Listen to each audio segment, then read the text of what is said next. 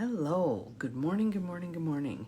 Welcome to my Practical Rebels on this fine Friday. I'm Dr. Bonnie Nussbaum, here with some words of wisdom to give us things to think about and chew on and make changes in our lives so that everything is flowing for all of us. So I hope you're having a good start to your Friday morning. Oh, there's someone popping on. It's Susan. Good morning, Susan. You are the first one here today. Welcome, welcome.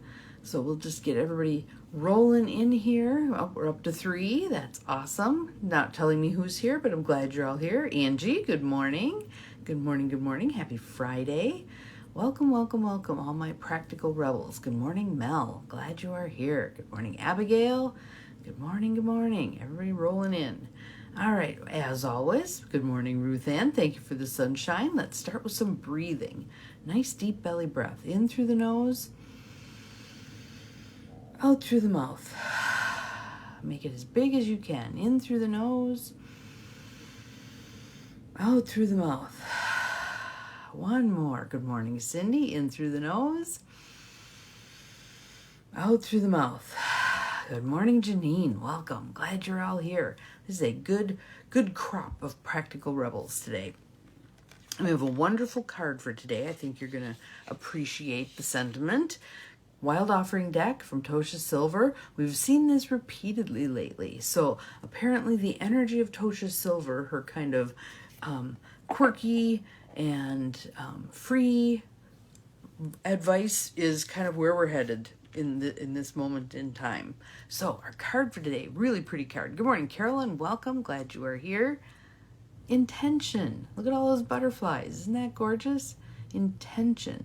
You can just feel the movement there, can't you? Good morning, Beth. Welcome, welcome from the Yoop. Glad to have our Yooper contingent here. That is good. Intention. So again, I want you to listen. Good morning, Julia. Welcome. With the intuitive part of yourself, the part of you that knows what of this message you need to grab onto, breathe into, make a part of you even more than it already is. Intention. Intention is simply allowing the will and the mind to align and move in harmony. May I always focus on the highest. My intention is that all God's wishes for me come true. So, what I hear implied in there is that willingness to be open. That willingness to be open, good morning, Gwen, to be in the flow, to allow, to receive, all of that divine feminine stuff we've talked about for several years now, right? How are we doing on that? How are we doing on being open to receiving? How are we doing on removing the shit color lenses that cause us to not see things that are right in front of us, like waving at us, going, wait, pick me, here, and we don't allow ourselves to see. So I have a tool I want to give you today that actually will help you see.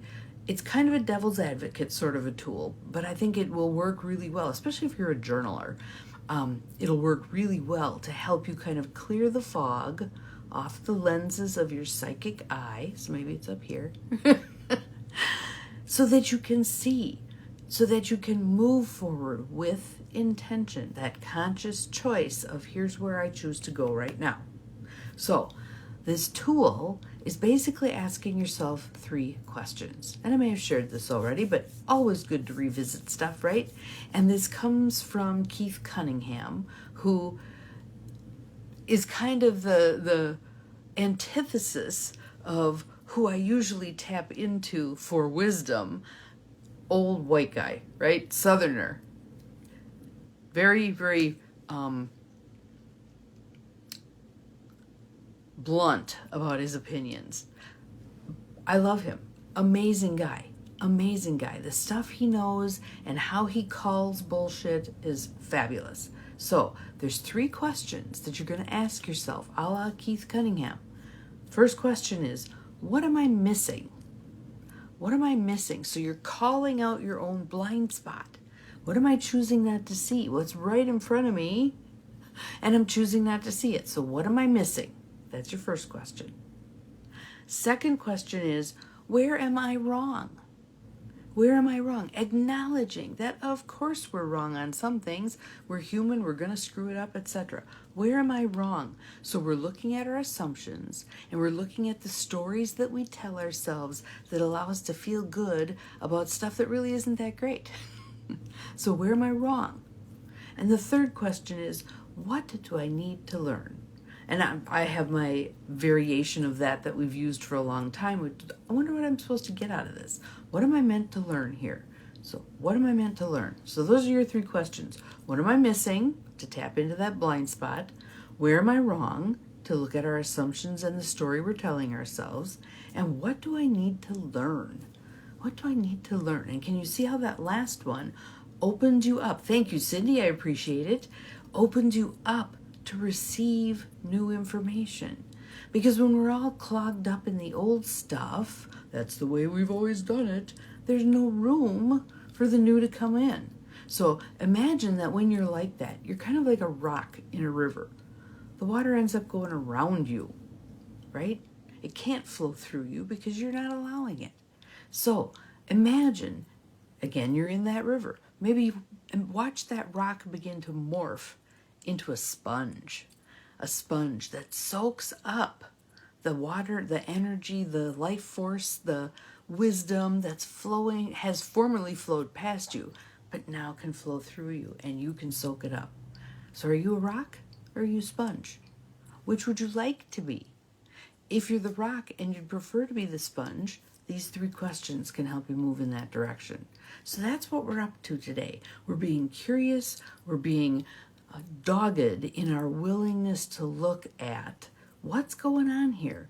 How am I choosing to stay stuck? How am I choosing to stay stuck? And what'll get me moving? I think the answers to those three questions can get you moving.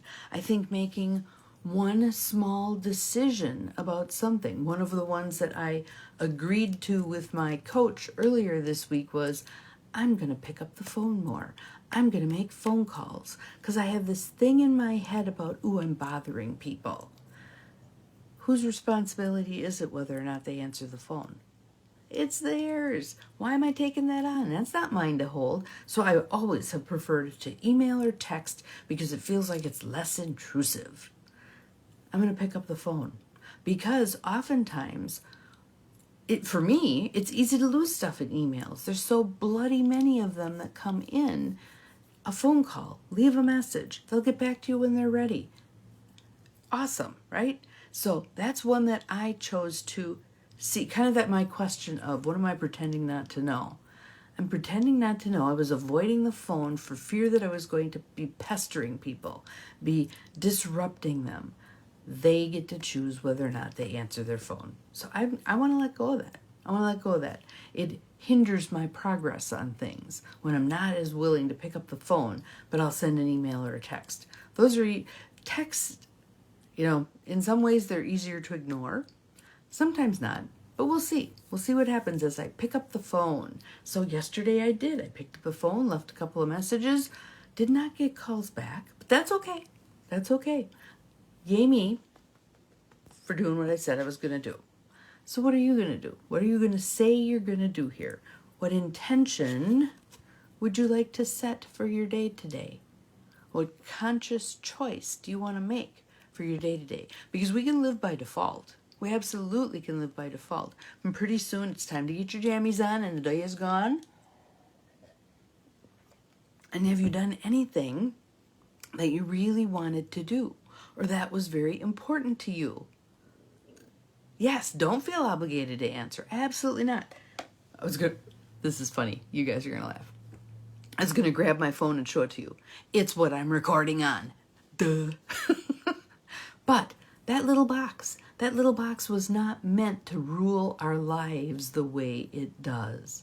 So Cindy, I will suggest to you, and you can decide if you want to do it or not, I will suggest to you that every phone call that comes in today, allow it to go to voicemail. You can call them right back, that's fine. But get the practice of allowing it to go to voicemail. See what happens. And you might get a little bit of pushback from people because they're used to you answering, where were you? I called and I had to leave a message. I don't think I've ever left you a message, but it doesn't matter. You're retraining people that you're not going to be available at the drop of a hat. So, yes, this is going to be fun. This is going to be cool. What about some of the rest of you? Scrapbook retreat weekend. Oh, fabulous. Fabulous. I love scrapbooking. I've been making more cards than I have done the scrapbooking stuff. I actually bequeathed all of my scrapbooks to my daughter. And now she's on the road and cruising around. She's actually in Arizona now. So the books have stayed at her dad's house. So that's okay. I had my joy with them. I've passed them on to her. She can have her joy with them. Who knows where they'll end up? I trust they will go where they're supposed to go. What about for the rest of you? What do you want to do? What intention do you want to set?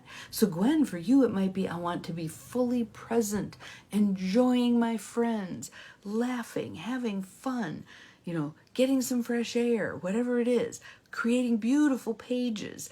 I'd love it if you'd post a page or two when you get back. That'd be fabulous. I always like looking at other people's stuff too. So have an awesome day, you guys. Here is our intention. Oh, I forgot to show you Ganesh. I always show you guys Ganesh. Well, this time I'm showing you at the end instead of at the beginning. Our overcomer of obstacles. Call on him. Call on him, our overcomer of obstacles. Have an awesome intentional day. Take a walk. Beautiful. Fabulous. That is awesome.